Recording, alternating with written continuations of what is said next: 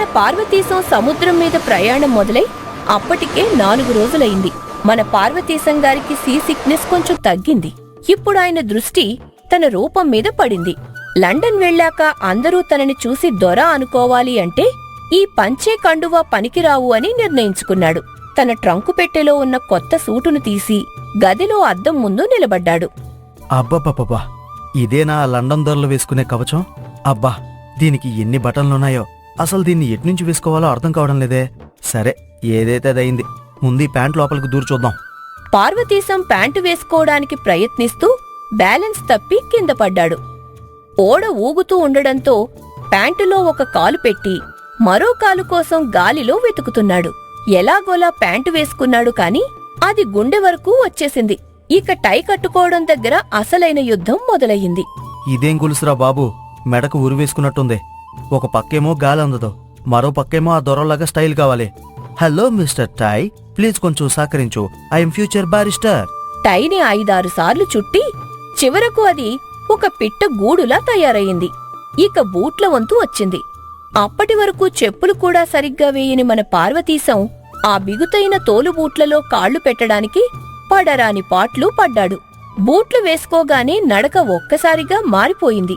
అప్పుడు పార్వతీశం రోబోలా నడుస్తూ, అమ్మో, ఈ బూట్లేంటి నా కాళ్ళను కరిచేస్తున్నాయి. నడక రాకపోయినా పర్వాలేదు కానీ ఆ దొరలు చూస్తే మటుకు అచ్చు లండన్ దొరలాగా ఉన్నావనాలి. Yes, I'm ready. అలా తన కొత్త అవతారంలో మెల్లగా గది బయటకు వచ్చి డెక్ మీద నడవటం మొదలుపెట్టాడు. కాని ఓడ ఒక్కసారిగా పెద్ద అలతాకిడికి ఊగింది. బూట్ల వల్ల గ్రిప్పు దొరక్క పార్వతీశం జర్రున జారి ఎదురుగా వస్తున్న ఒక తెల్ల దొరసాని కాళ్ల మీద పడ్డాడు.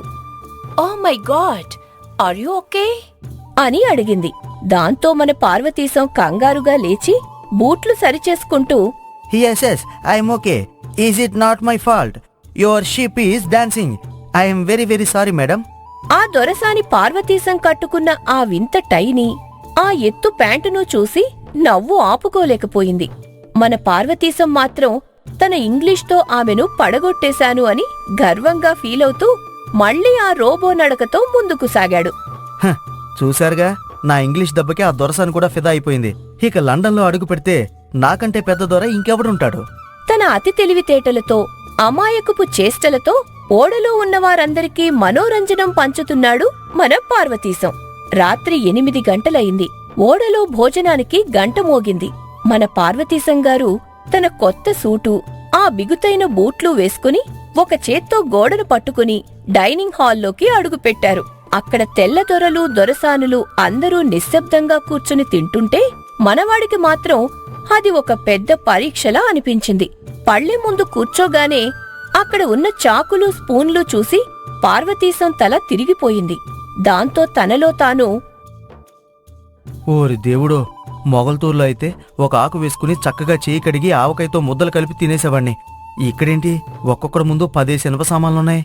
ఒకటేమో ఈటెలా ఉంది, ఇంకోటేమో కొడవల్లా ఉంది. దీన్ని ఎట్నుంచి పొడవాలో ఏంటో. సర్వర్ వచ్చి పళ్ళెంలో కొన్ని ఉడికించిన బంగాళదుంపలు, మరికొన్ని వింత పదార్థాలు వేశాడు. పార్వతీశం పక్కనే ఉన్న దొరను గమనించి తను కూడా ఫోర్కును గాలిలోకి లేపాడు. ఒక బంగాళదుంపను ఆ ఫోర్కుతో గుచ్చాలని ప్రయత్నించాడు. కాని ఆ దుంప జర్రున జారి పక్కనే ఉన్న దొర పళ్ళెంలో పడింది. దాంతో కంగారుగా, sorry sir, is it just a game?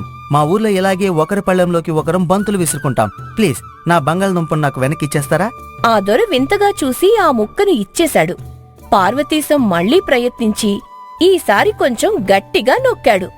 అంతే, ఆ దుంప ఒక్క ఉదుటున ఎగిరి ఎదురుగా ఉన్న ఒక దొరసాని హ్యాట్ మీద పడింది. ఆమె ఓ మై గాడ్ అని అరిచింది. దాంతో పార్వతీశం తన చెమటలు తుడుచుకుంటూ, I'm very very sorry madam. ఆ దుంప చాలా పవర్ఫుల్ గా ఉంది. నా ఫోర్క్ తప్పేం లేదు. ఆ దుంప గాల్లోకి ఎగురుతుంది. కావాలంటే మీరు కూడా ఒకసారి ట్రై చేయండి. హాల్లోని వాళ్ళందరూ నవ్వుతుంటే పార్వతీశంకు మాత్రం ఆకలి దంచేస్తోంది.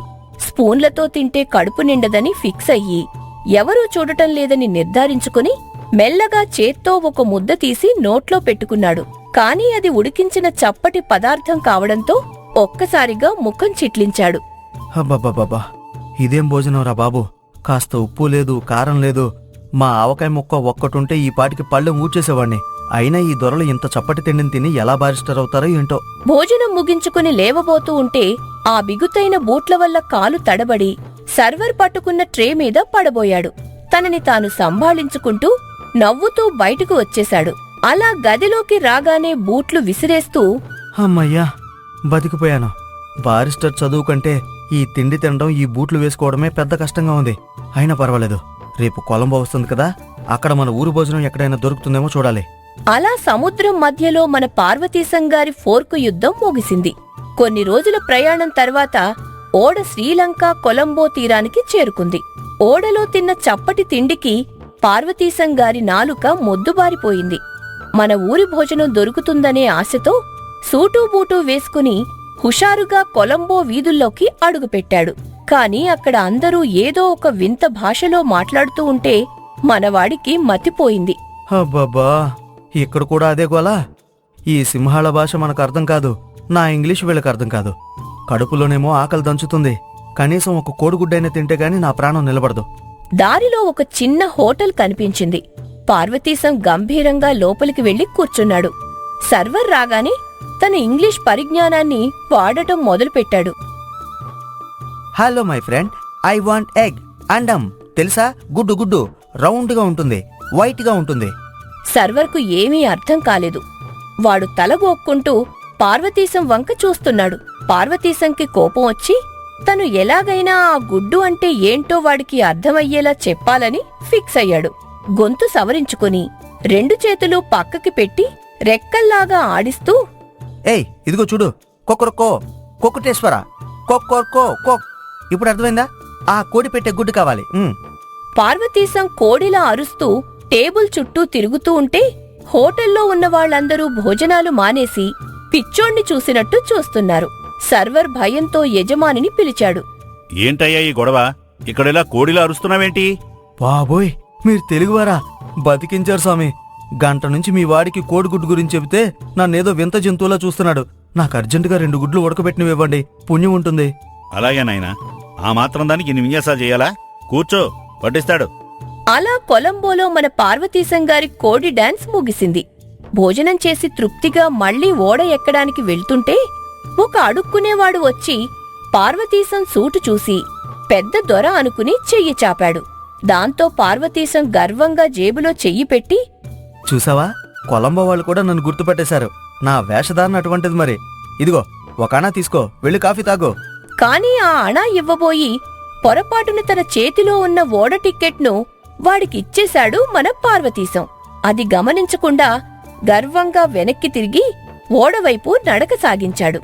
అబ్బా, ఈ సూటు వేసుకుంటే వచ్చే రాజసమే వేరు. ఇక కొద్ది రోజుల్లో లండన్ చేరుకుంటే అక్కడ దొరలు నా కోసం పట్టు తివాచీలు వేసుకుని ఎదురు చూస్తుంటారు. అలా టిక్కెట్టు పోగొట్టుకున్న విషయం తెలియని మన బారిస్టరు గారు ఓడ ద్వారం దగ్గరకు వెళ్లారు. తన సూటును ఒకసారి సరిచేసుకుని స్టైల్గా మెట్లెక్కి పైన ఉన్న ఆఫీసర్ ముందు ఆగారు. కాని ఆ ఆఫీసర్ చెయ్యి చాచి టిక్కెట్ ప్లీజ్ అనగానే మన వాడి గుండె ఒక్కసారిగా జారిపోయింది. దాంతో పార్వతీశం జేబులు వెతుక్కుంటూ, ఒక్క నిమిషం దొరగారు, అది ఇక్కడే ఎక్కడో ఉండాలి. నా జేబులో చాలా ముఖ్యమైన కాగితాలుంటాయి. I'm a very busy man. Pant జేబులు, కోటు జేబులు, చివరికి టోపీ లోపల కూడా వెతికేశాడు. కాని అక్కడ ఖాళీ కాగితాలు తప్ప అసలు టిక్కెట్టు దొరకలేదు. అప్పుడే పార్వతీశం మెదడులో ఒక మెరుపు మెరిసింది. కొలంబో వీధిలో ఆ అడుక్కునేవాడికి అణా బదులు టిక్కెట్టిచ్చిన విషయం గుర్తొచ్చింది. దాంతో తనలో తాను, ఓరి నా పిచ్చి ముఖం, పుణ్యం కోసం పోయి పునాదికి ఎసరు పెట్టుకున్నాను. వాడికి అణా అనుకుని టికెట్ ఇచ్చేశాను. ఇప్పుడు వీడికి ఏం చెప్పాలి? My dear officer, my ticket is gone to beggar అని చెప్తే వీడు నన్ను నమ్ముతాడా? ఆఫీసర్ కనుబొమ్మలు ముడిచి పార్వతీశం వంక సీరియస్గా చూస్తున్నాడు. పార్వతీశం మళ్లీ తన ఇంగ్లీష్ అస్త్రం బయటకు తీశాడు.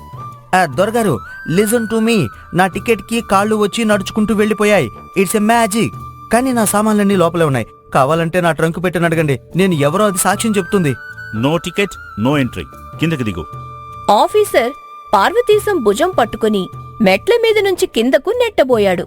పార్వతీశం గట్టిగా మెట్ల రైలింగును పట్టుకుని వేలాడుతున్నాడు. చుట్టూ ఉన్న జనం వింతగా చూస్తున్నారు. అన్యాయం, ఘోరం. ఒక కాబోయే బారిస్టర్ని ఇలా మెట్ల మీద వేలాడదీస్తారా? నేను రేపు లండన్ వెళ్ళాక మీ షిప్ మీద కేసు వేస్తాను. ఏమండి, ఎవరో ఒకరు చెప్పండి, నేను పార్వతీశాన్ని అని. అదృష్టవశాత్తు ఓడలో పార్వతీశంకి పరిచయమైన ఆ దొరసాని అక్కడికి వచ్చింది. పార్వతీశం పడుతున్న అవస్థను చూసి నవ్వుకుంటూ ఆఫీసర్తో ఏదో మాట్లాడింది. ఆమె రికమెండేషన్తో ఆఫీసర్ చివరికి లోపలికి అనుమతించాడు. దాంతో ఉత్సాహంగా లోపలికి పరిగెత్తుతూ, thank you madam, you are a goddess. దొరగారు చూసారా నా వెనక ఎంత పెద్ద పలుకుబడుందో? నన్ను ఆపడం ఎవరి తరం కాదు. గదిలోకి రాగానే పార్వతీశం తన ట్రంకు పెట్టె మీద చతికిలపడ్డాడు. లండన్ వెళ్లేలోపు తన తెలివితేటల వల్ల ఇంకెన్ని గండాలు ఎదురవుతాయో అని ఆయనకి కొంచెం భయం వేసింది. అబ్బబ్బా, ఈ టికెట్ల గొడవ కంటే కోర్టులో వాదించడమే సులభం అనుకుంటా. ఈ సూట్ వేసుకున్నాక నాకన్ని కష్టాలే వస్తున్నాయి. అయినా సరే తగ్గేదే లేదు. లండన్లో అడుగు పెట్టేదాకా ఈ పార్వతీశం ఆగడు. అలా కొలంబో గండం గడిచింది. కాని ముందున్నది ఎర్ర సముద్రం. అక్కడ మనవాడికి ఎదురయ్యే కొత్త వింతలేంటో వచ్చే ఎపిసోడ్లో చూద్దాం.